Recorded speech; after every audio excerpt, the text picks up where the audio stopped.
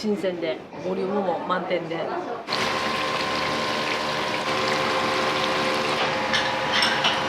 メニューが豊富なので好きです。美味しいです。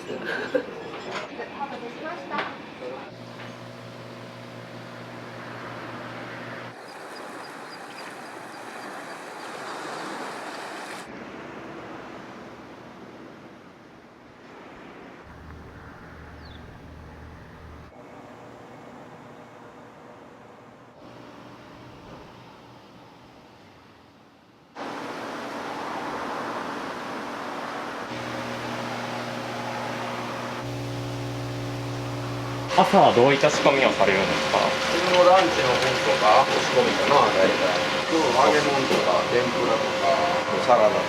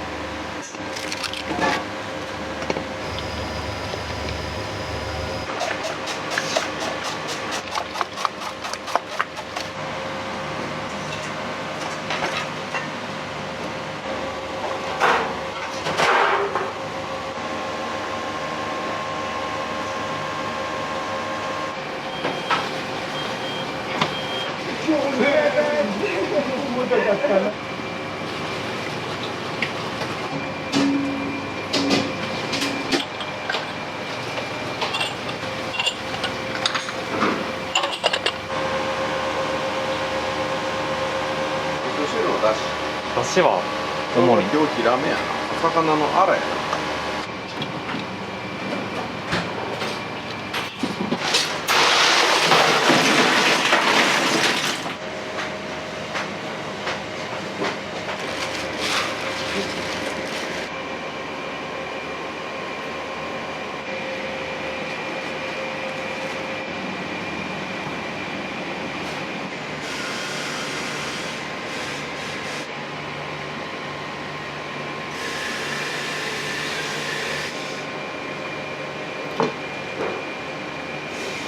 これキハダマグロです。何匹分ぐらい？これ1匹です。今日明日の分ぐらい。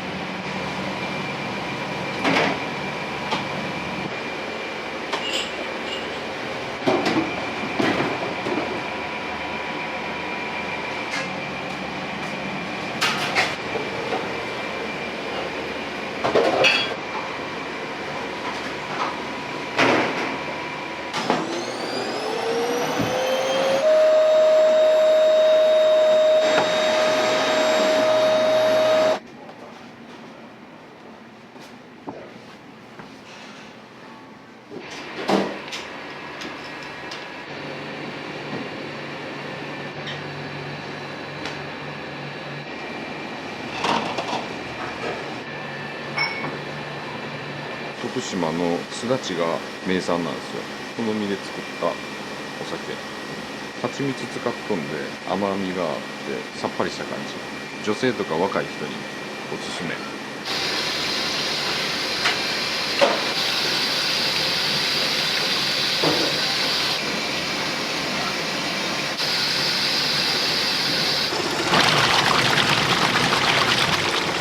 ぬるみを取るのと柔らかくする。叩いたら柔らかくなるのを洗濯機によって回すことによって柔らかくする。一石二鳥、人の手を取らない。万能。こ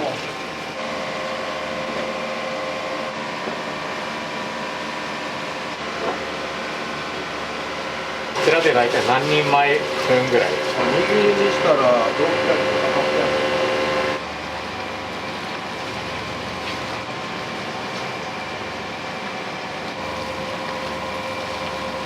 子供向けのハンバーグ。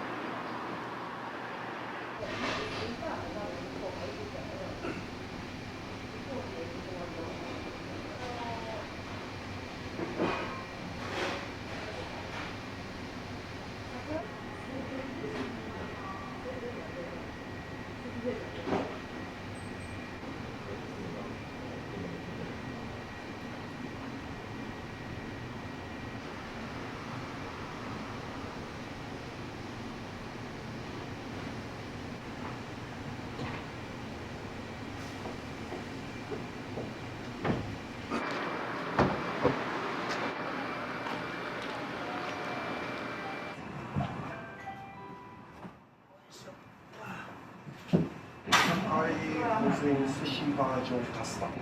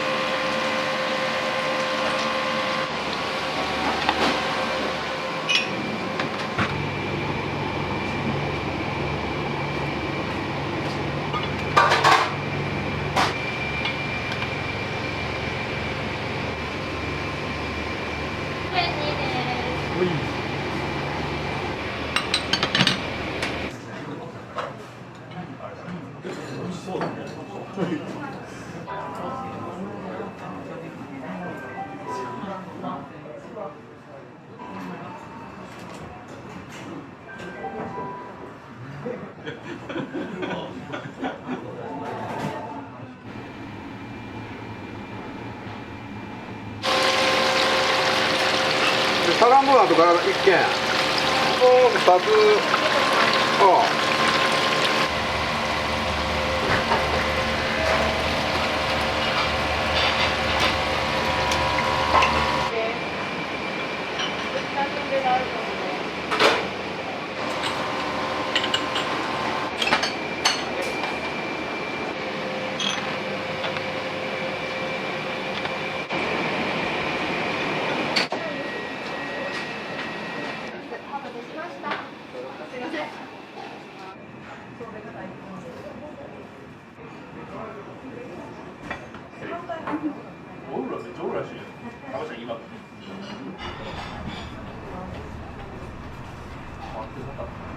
何度もこう来られる理由というか、味かな。美味しい。テカ丼ですね。おいしい。ご飯物だとこの辺りで食べるとここになるかなっていう感じですかね。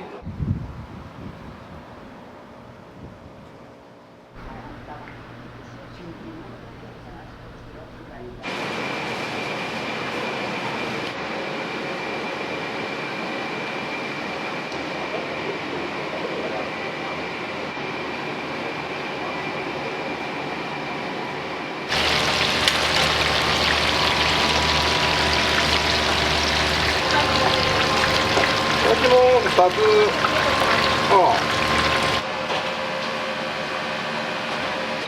とりあえずの2個だけ取るけど。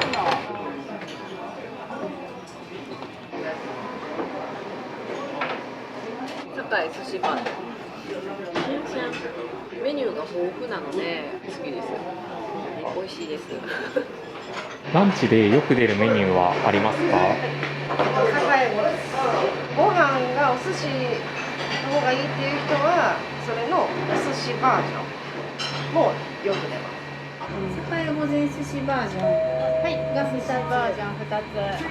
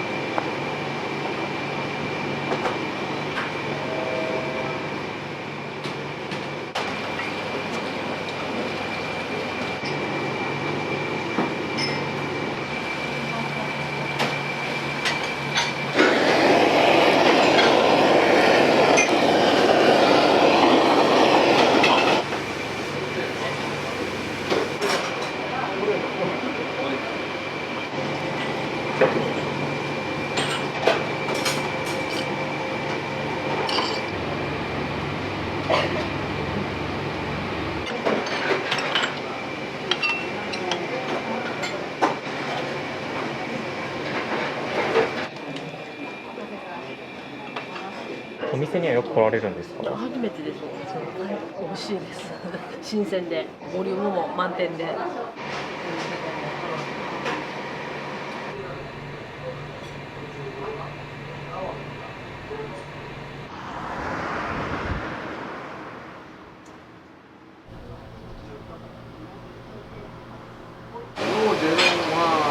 握りのついてる、セットもんのカスタムとか茶碗蒸しとか全部ついてる。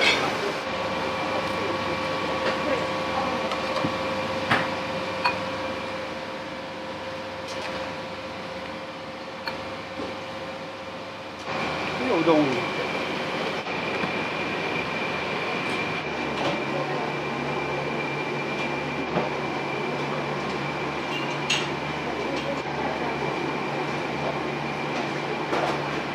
7番豪華スイーツランチから揚げにバージョン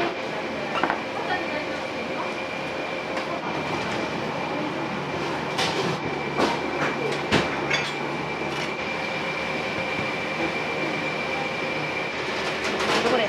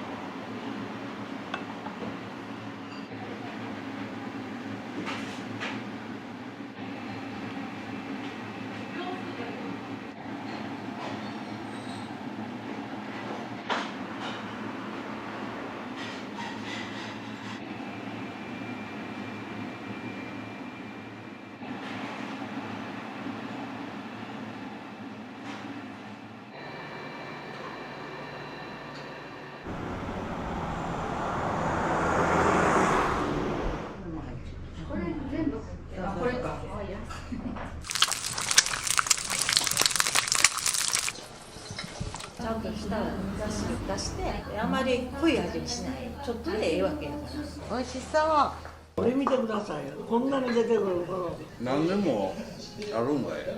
マンゴーはね肝が大事なのよ人間もハートが大事やろ肝っ玉母ちゃんみたいな感じだね。お魚美味しいですね、新鮮な。そうそうありがとうはいどうぞ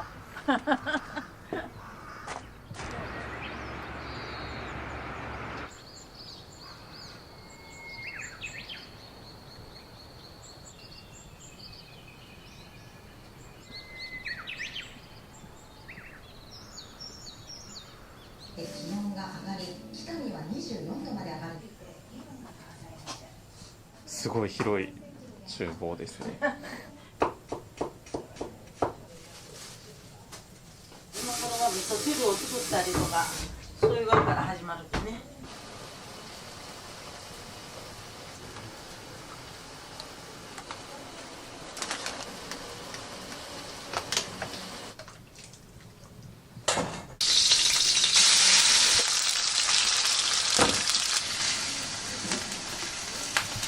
これはカシワラを焼き目をつけて煮物するときにこれ使うの料理はどうやってシェフはするやない子供のためにそれの延長ですよ家庭料理私のは全部ね生まれも育ちも松田さんは生まれは違うけど育ちは戻った生まれ落ちたところはねあんまり関係ないと思う油が出るですよこれ皮から油が出るの煮物の中でこれ入れたらね油っぽくなるから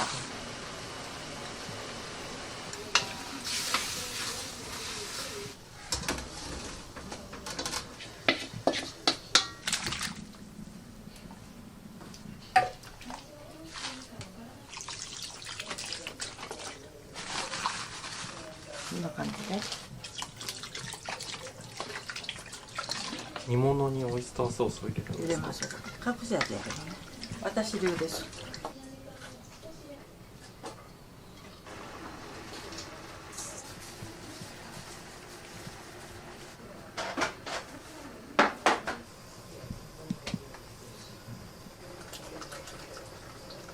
お店を始めて何年になるんですか？ここの店は9年民宿と同じタイミングで。民宿後から足らんお味噌をね3種類混ぜるこれは何味噌ですか？これはむき味噌これは米味噌米味噌の中でも白いのと赤いのと塩加減とかなんとかで種類が違うのよね生の魚を頭と内臓を取って塩水につけて冷蔵庫でねこういうふうに保存します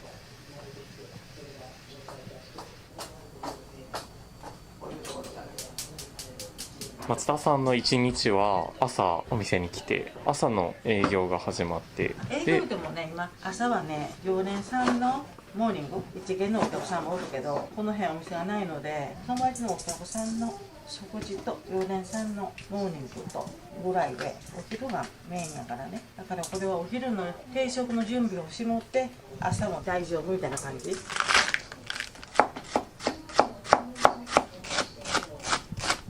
どうしてお店を始めることになったんですか？子供を育てるからね、4人も子供おるからね、早く1人になったんでね、何か働きに行かなくてもできるように働きに行ってたけど、家でできたら子供がね、寂しくないやない。それで始めたんやけど、うちの店はカラフルの料理が多いでしょ。意識してですか？そう、信号の色、目が低いようにね、カラフルなの体にいいのよ。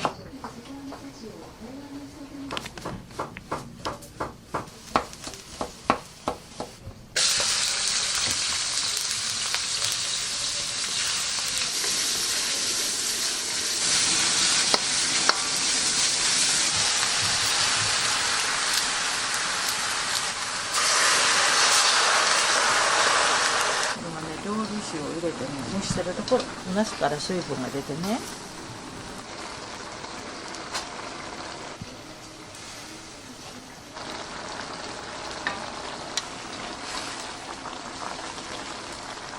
これお醤油になるやつね。もろみみたいな。それに近いね。これがね、お味噌に合うのよ。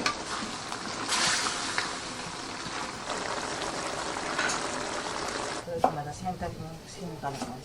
一回ご自宅に来るんですか？ここで寝泊まりしてる。自宅はあるけどね、往復の時間もったいない。やっぱり安く定食を出そうと思ったら、人件費を減らして自分が動くしかないのね。どうしてそこまで？好きやから。作るのは嫌いじゃないよ。それからね、そう。椎茸ですか？そう。かなり肉厚ですね。ええやろこれ。腹筋でしたらね、腹筋洗わないかんやろ。これやったらね、一回ずつ捨てれるやない。レシピってないの私の。レシピ頭の中だから。これに何をトッピングしようかなというところね。カツオですか？そうやね。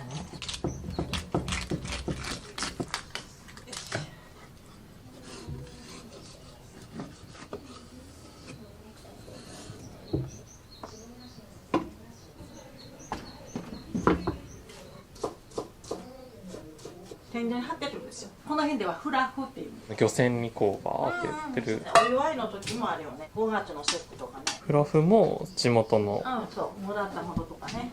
さっきのカツオがこんなになったの。柚子。あ、柚子。初めには出さないの私は。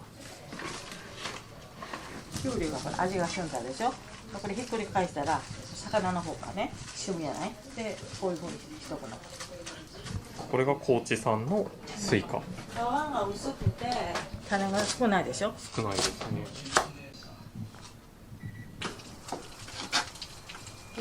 どうして民宿をすることになったんですか？この辺ね、旅館とかホテルが潰れてないでしょ。泊まるところがないので、泊まったらお風呂はいるよね。そういうことで、このトレーラーハウスをここでも泊まらすようにして。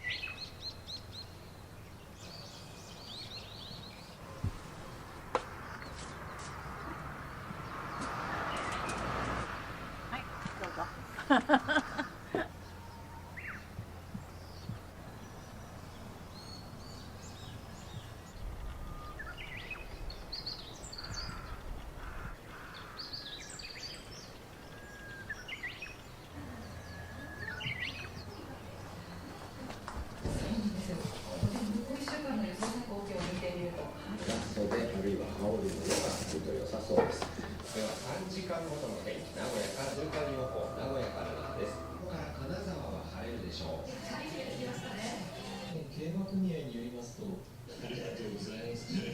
一旦ちょっとこう心休まる。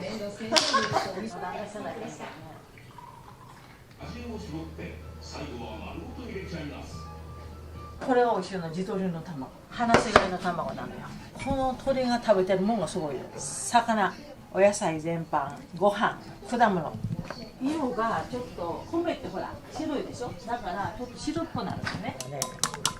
鹿児島のね塩油だ。これがね合うの。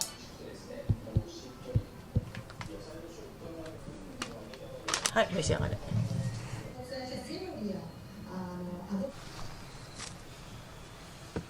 どっから友達来るのよ。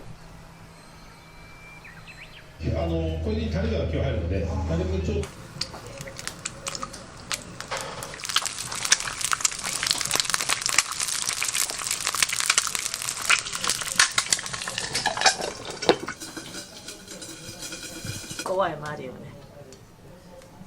今からあるわ。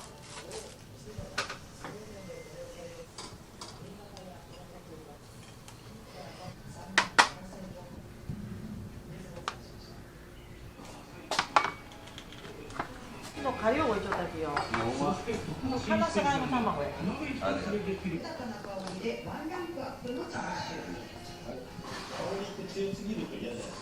魚屋の運搬業。お店の気に入ってるところはどんなところですか？何でもあるんかい。お母さんべっぴんやね。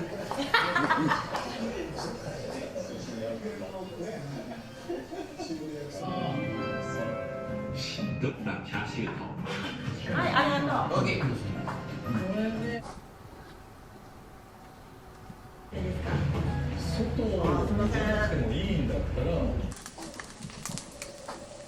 タフ。コーヒーがついてね、和食の場合は850円から900円。その時のほら、ものにもよるけど、850円から900円かな。1200人事務職を中心としたこれはね、赤室味っていう味の仲間。これがついてるのが味カレーから。そういう仕事にやっぱりつかなくなってくるじゃないですか。昔は村全体の産業としてやっとったんやけど、みんなが別の仕事するようななくなってきてしまって、ダメになってきよったんですよ。どうしたらいいかなと思った時に、本当は自分らができたらいいんやけど、そういう人を連れてきて、自分のところの地元の市場で取ってくるところからカメラで撮って、こういうので発信して、直接お届けしますよと。4月の初めぐらいにブリがよく取れるっていうので、春ブリっていうのを室戸、ブランド化して今やってるんですね、はい、僕の身内親戚に室戸のブリを食べ出してあげようと思ってもそのまま持っていけないわけですよ。10キロ20キロサイズやからでかかったら2メートル弱ぐらいあるんで、普通の家庭にそんな2メートルもの魚持ってこられても困るじゃないですか。例えば片身にするとか4分の1にするとか、魚屋さんでちゃんと並んでるような感じにしたら、それを発信したら注文が来るんちゃうかなと思ったわけですよ。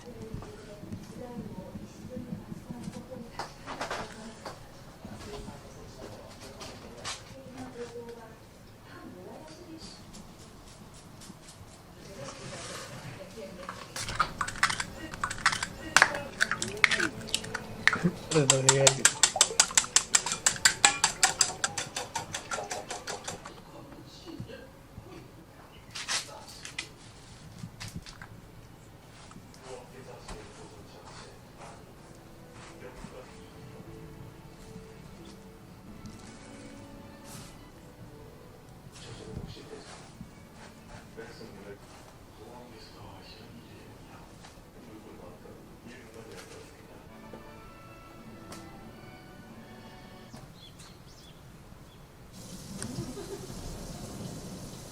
アジは刺身で上等。サバ昨日食べたけど刺身で美味しくない。だけどアジを刺身にする。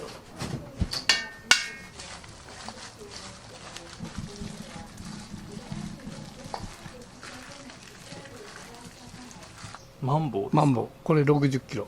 この辺りで取れてこうお店でもそのマンボウを出して。そうそうそうそう。マンボウって食べるんですね。食べる。串カツにしたりとかホルモン炒めにしたりとか、食感がイカみたいな感じ。コロナの前まではずっと夜も営業されてたんですか？開店当時はね、何年かはやった。それだけせんとね、こんな偏僻なとこやからダメやと思ったわけよ。どうしてこの場所でこうしようって。私も育ったとこやから。お母さんはどんな方ですか？室戸の人やなという感じやね。口は荒っぽいけど心はパンとして優しい。本当に優しいっていうのを心の底に持ってるから、やっぱり肝っ玉母ちゃんみたいな感じだね。美味しいもの食べさせてあげたい。自分が出したものをやっぱ美味しいって言ってもらいたいっていうプライドがあるし、変なものが出てたりとか、自分でそうやってやってきた商売のプロ意識いうのはものすごく持ってる。美味しいものを美味しい状態でお客さんに出してあげたいっていうのが、それで美味しい言われたらもうママにとっては一番美味しい。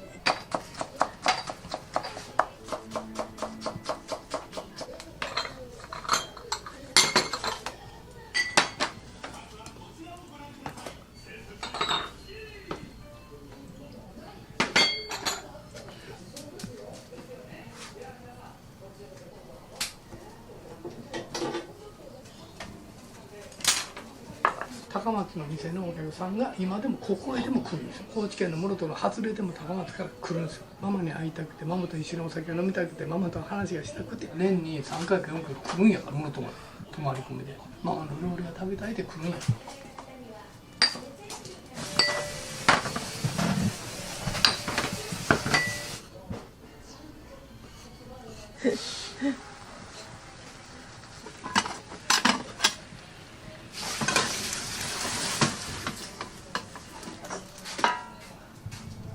てもうちょっとけなさい。そこでしかない。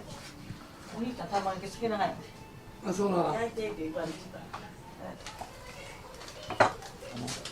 山臭いのよ。ボトルで焼かない関係ね。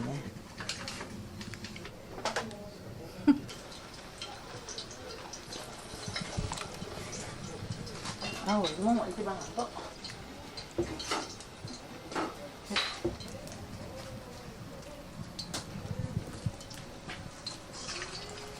どうしてサンフィッシュマンボウ？魚のマンボウ。ハワイと沖縄はね、マンボウのことをサンフィッシュって言うんです。マンボウなの。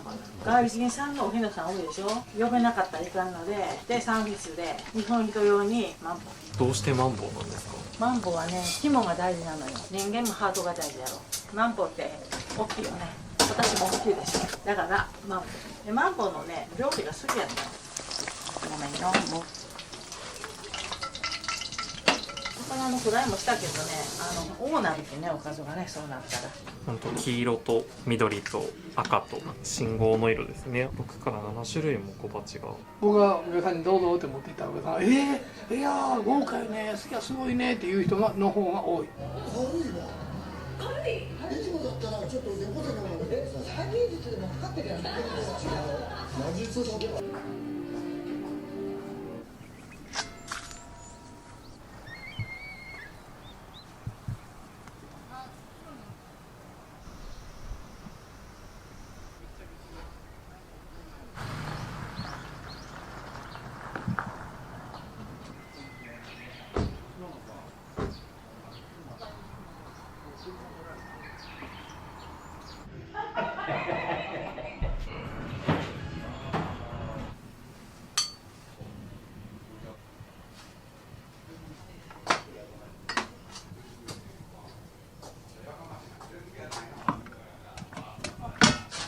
少ないな、こっち。扇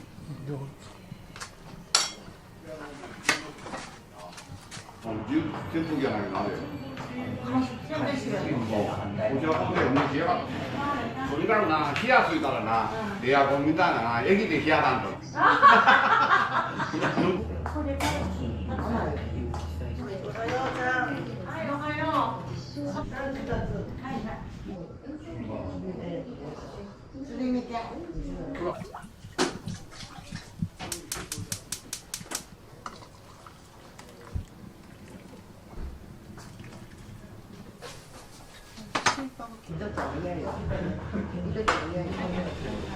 どうぞ。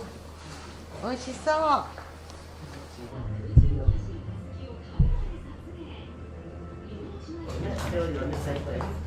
ここに。す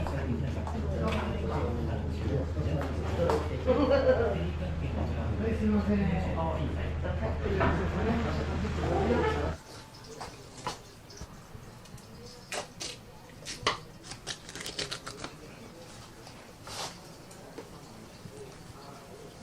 人よりちょっとだけその人に口に合うたら美味しいと言うてもらえるわけね。だからそこのところが微妙な。美味しく作れたら何もでもできる。もう作ったらいいけど、それじゃないのよね。手が届く価格で美味しいもの。そう、基礎をねちゃんとしとかんとね、化学調味料ばっかりね使ってたら一口目は美味しいって思うんだけど、なんか違和感がある、薬臭いとかね、そういう意味でもねちゃんとした出してあまり濃い味にしない。ちょっとでええわけやから、そういう人は食べれんやない。あちこち美味しいところもあったんやけど、うどんはね難しいのよ。出汁で決まるから。香川県は努力してるのね。いりこなんかをね手で裂いて骨を取って内臓を取ってそれをから入れして、それから出汁を取るわけ。手間暇かかってる。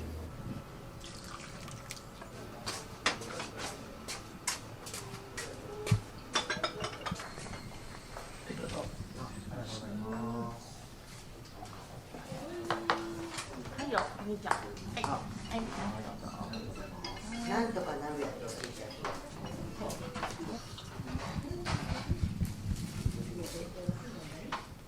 今日はどうしてお店に来られたんですか？出張です。何度かお店のどういうところが気に入って出張のたびに来られるとか。1100円でこれぐらい食べれる。お店の雰囲気なんかはどうですか？いいと思います。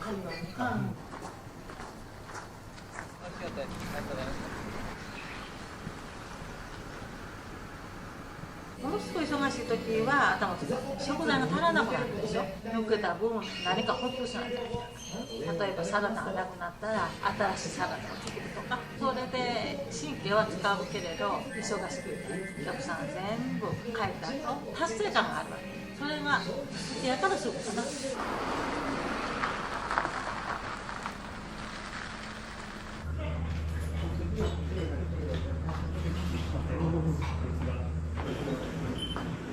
奥の方へ行ってください。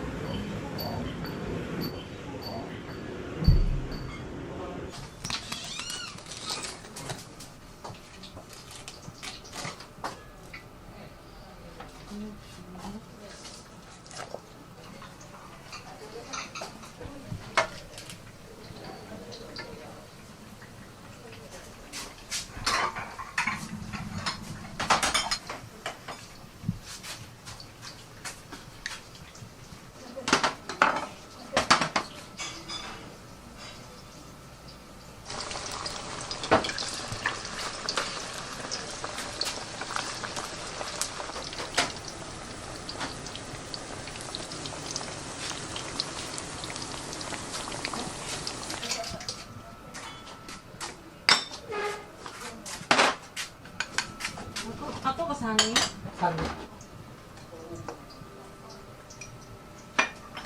多いとそうなんや。分かんなくなります。そういつも作っとけんのどこでも。こんなといっぱい作ってみたい。ないと思う。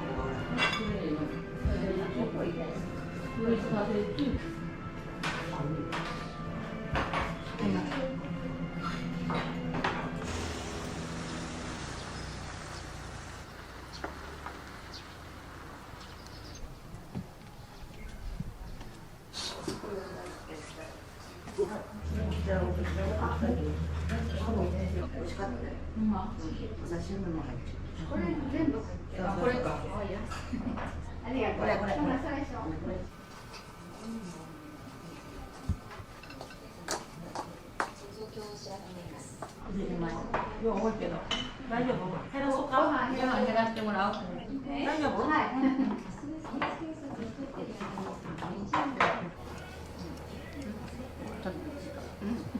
今日はどうしてお店に来られたんですか？私大阪から来たので帰省実家に何回か、私はお味はいかがですか？やっぱりお魚ね美味しいですね、新鮮な。私の姉ですね。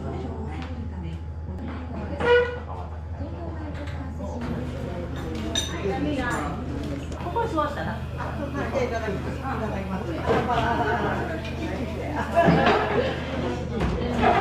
大事だけど、ついちょかない関係ね。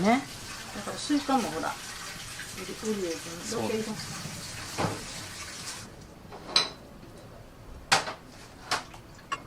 いい兄ちゃん。それ見ろ。つぼみよね、花入れてもね。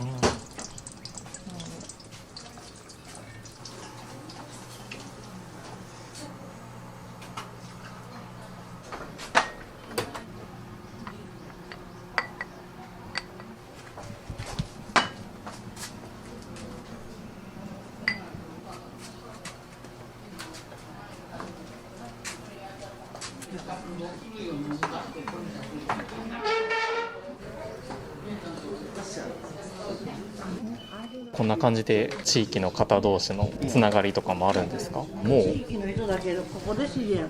ほとんどこの通りに食べることがないからね。お店の気に入ってるところ、これ見てくださいよ。こんなに出てくる頃多分ねないと思う。味はどうですか？美味しいです。魚も多分定置網ものやからなど飲み屋がないから。魚もそうそう。港のここを立ち上げた時はね、お客さんが1日3人とか4人やったのよ。こういう偏僻なところやから、室戸岬からこの道をね、9度通ったらこの店分かる。わざわざここまで来ることはないわけ。だから立地条件はあるわけ。室戸岬通る人少なくなる。お客さんが気に入ったら山の中でもどこでも偏僻でも行くじゃないですか。自分の努力次第で何とか食べやろうと思うだから、私は室戸で育った人やから、室戸の人は私は珍ししくないわけよね。でも県外からの人は私は珍しいわけね。でも県外の人が頻繁に来てくれたりしたら地元の人はなんでそう客が入る前の行ってみようかになるやろ。だから県外の人が来てくれる店を作るのは何かと言ったら安い、早い、美味しい、バランスの取れた定食と思うわけ。それには能登の食材、魚、山菜、野菜、フルーツ、そういうものを季節にこう入れて、お客さんがね、これで1100円ですかって言ったら、県外の人からしたら安いわけ。地元の人から見たら高いかもかな。いつも食べれるもんだからね。それで突っ走ってきての今年の12月で9年かな、なんとかなりました。地元の方ですか？大阪です。 DMV に乗りたかったんで徳島で一泊して、今日は室戸岬で一泊して。料理のお味いかがでした？美味しかったです。味付けも美味しかったし、海の近くの、ね、お店だからお刺身も美味しかったし、室内のね装飾もいろいろ飾り付けが雰囲気が良かった。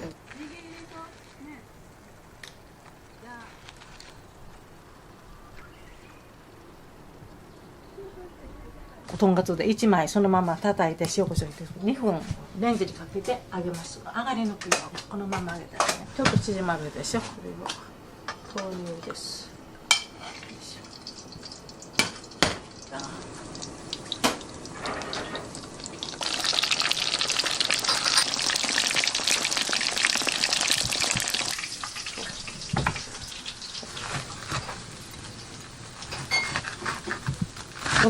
よそのことしたらいかんのよ。揚げ物がね、苦いからね。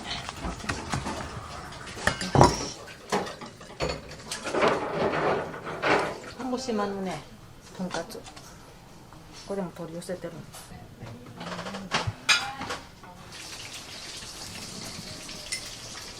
の。ね、入れてあるようなのを全部入れときますわ。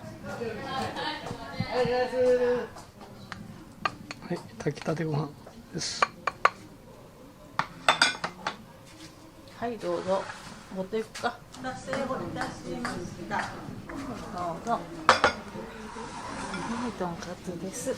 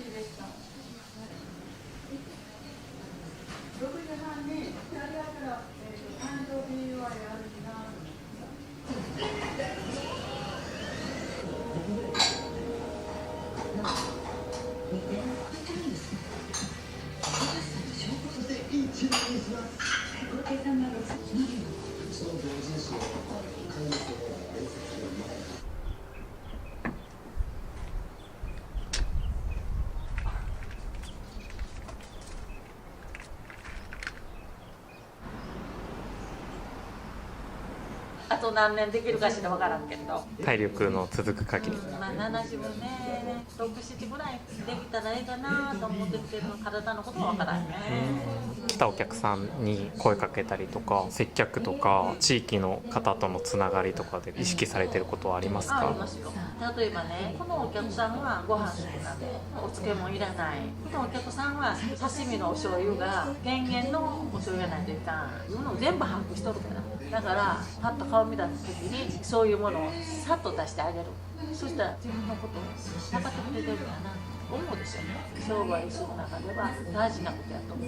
今来てる常連さんの好みは大体普通のお店やったら嫌なもん残していくじゃない。鶏肉が嫌いな人は鶏肉をのけてあげる。今日ものけてあげて、鶏肉好きな人には多いめにのけてあげることがいいんですよ。臨機応変やね。でも私は田舎のお店やからそれをなるべくしてあげようと。じゃあ一人一人に合ったできることなんだ。で野菜が不足するから野菜を多いめに、特に独身の人とかはね取らせてあげたいなと。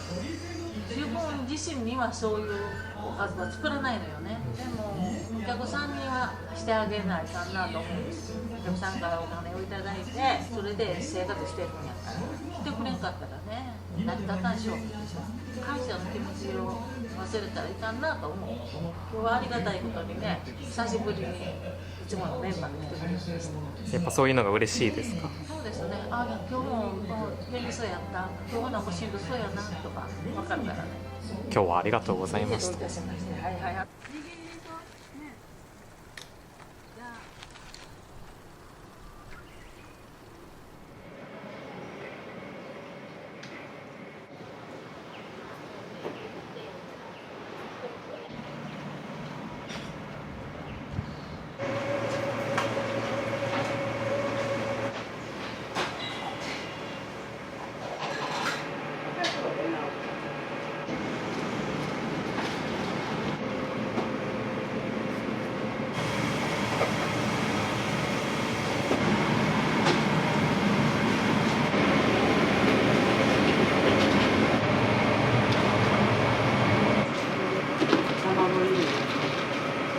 これを焼き飯に焼いていくんです。今日の分だけ小分けしてっていうような感じで。焼き飯の具材は主にどういったものがあるんですか？人参とお肉と卵だけなんです。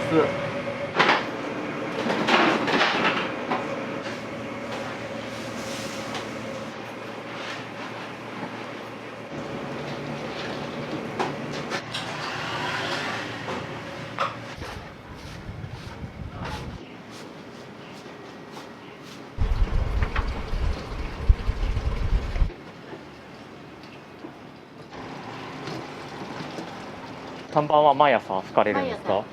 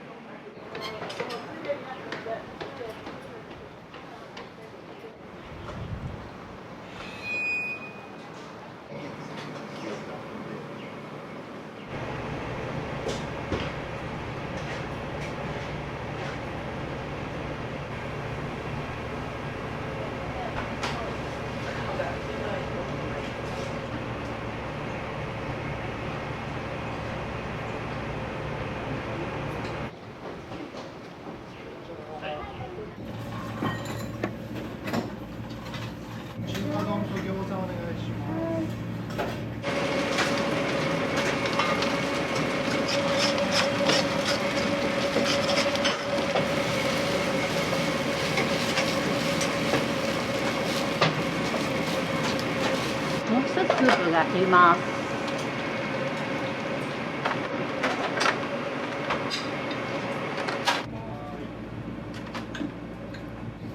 どうぞいらっしゃいませ。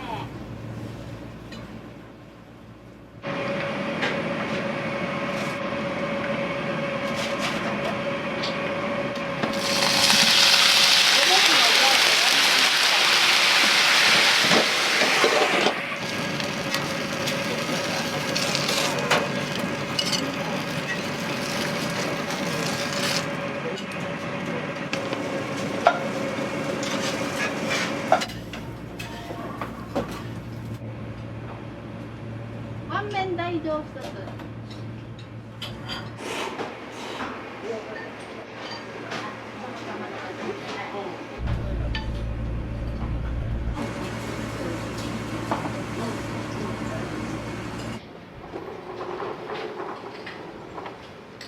結構お店にはよく来られるんですか？もう50年前からラーメンとかチャーハンが有名なんですけど、僕中華丼ばっかり食ってるんですよ。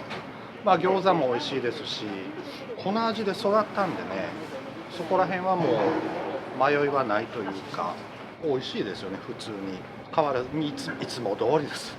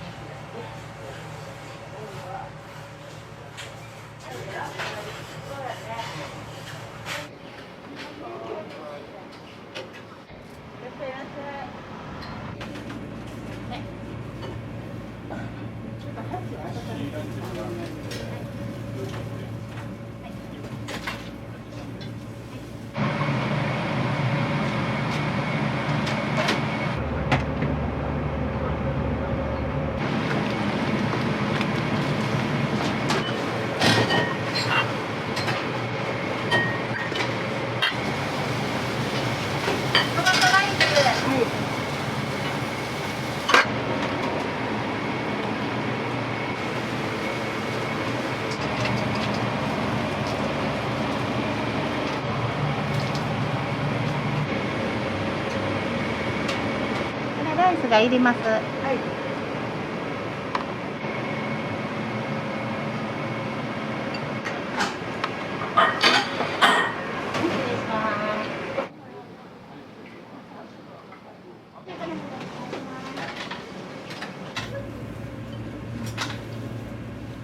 ワンペンの肉入れ。はい。はい。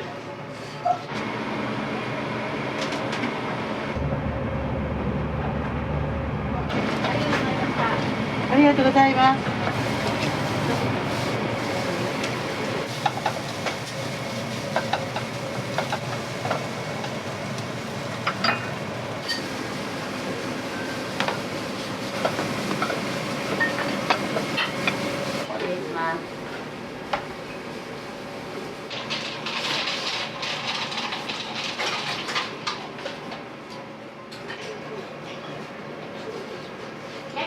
お店にはなんかよく来られるみたいな風に。もう私はちっちゃい時からもう40年ぐらい。僕はワンタン麺。お店の気に入られてるところ。スープですかね。スープやね。変わらず、美味しいそのままの味ですね。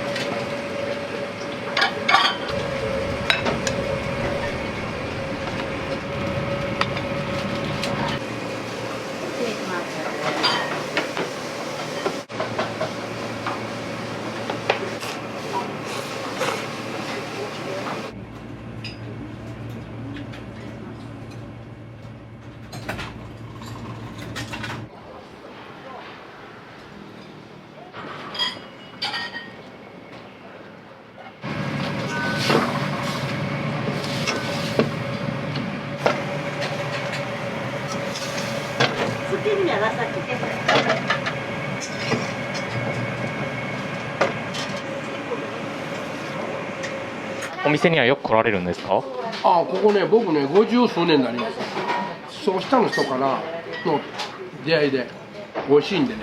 今日はね、五目そばを、僕五目そばが大好きなんです。こういうところ取っといてくださいよ。私みかんのお願いします。ライスの土曜日だといける。じゃあ土曜日ライスのね。いいでしょ看板も。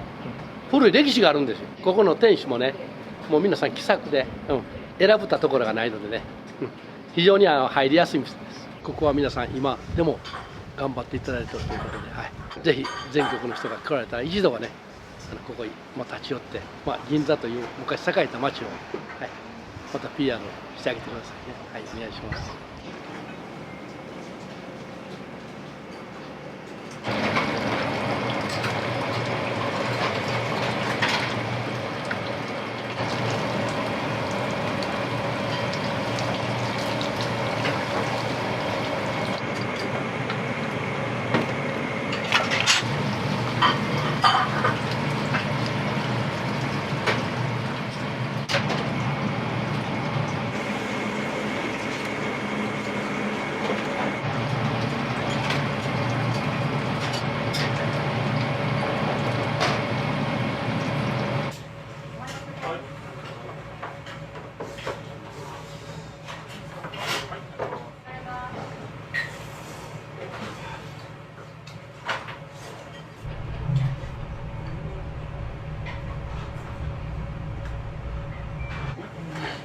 僕の友達なんかでも、寿命も。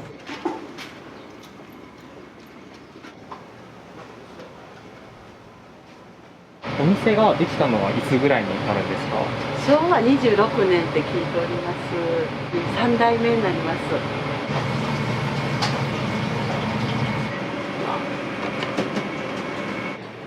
お待たせです。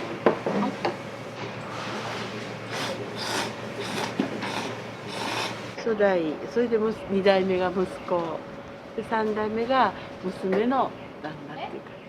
祖父どんな方というか、あんまり16年ぐらいしか一緒にいなかったんですけど、ラーメン屋を始めた元祖というか、最初はなんか屋台から始めたとは聞いたんですけど、戦後間もなくなんで屋台から始めて、でその時はおうどん屋さんが主流だったんです。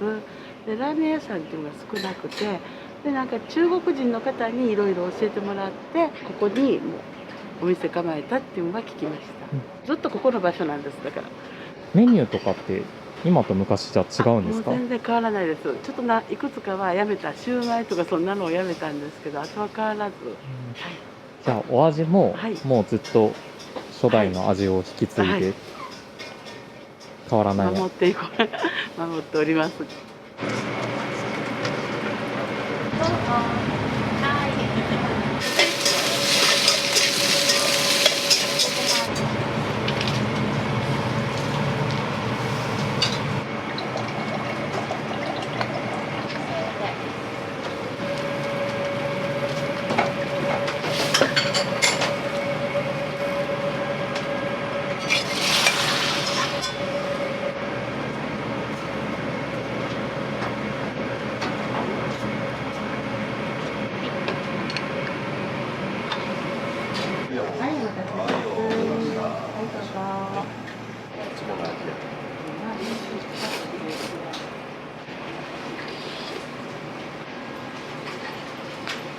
ここのスープ大好き。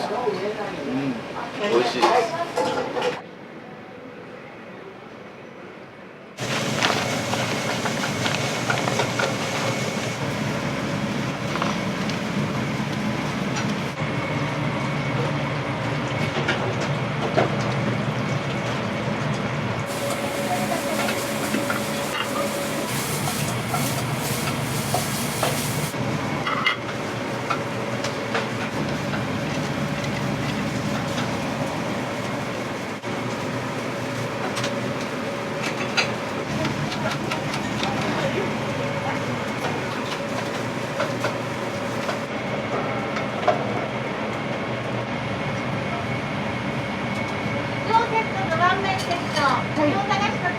ラーメンはどういった特徴があるんですか？うちは豚骨スープなんですけど、あっさりめと思うんです。それこのかえしのお醤油もこれブレンドしてるんです。普通のお醤油だけじゃなくて、あと甘みとかいろいろ入れてるんで、ちょっとここでみんなラーメンの味が変わってくると思います。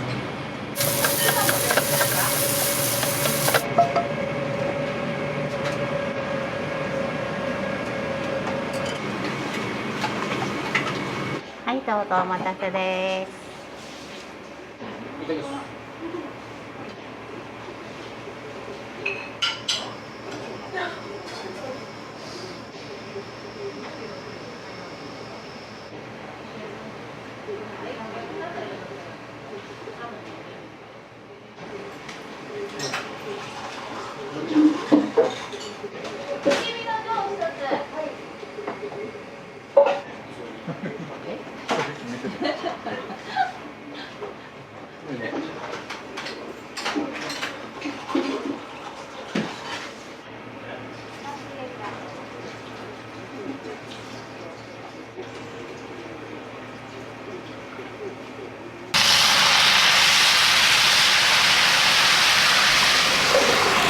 餃子も結構よく出る。よく出ますね。餃子はどういった特徴が？手作りっていうだけなんですけどね、皮もちょっと薄いめの皮なので、酢醤油をつけるとかいうふうにしてもらって。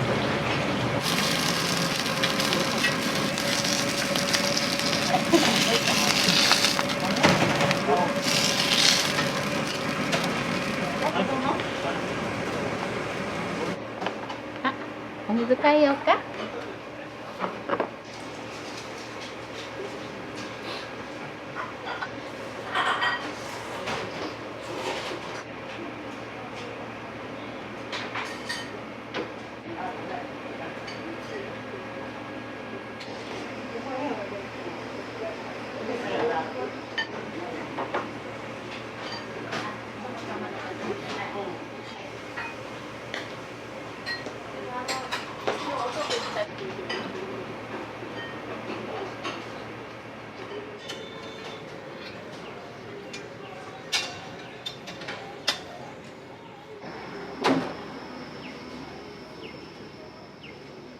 もう終わったんです。すみません。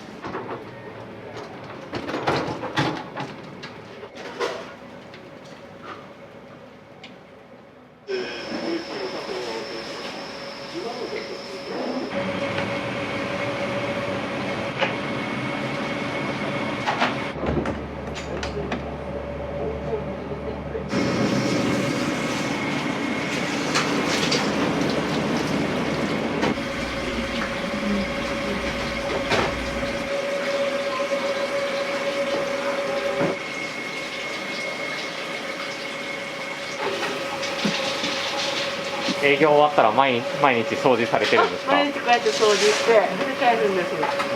これで大体1日が終わりっていうような。終わりです。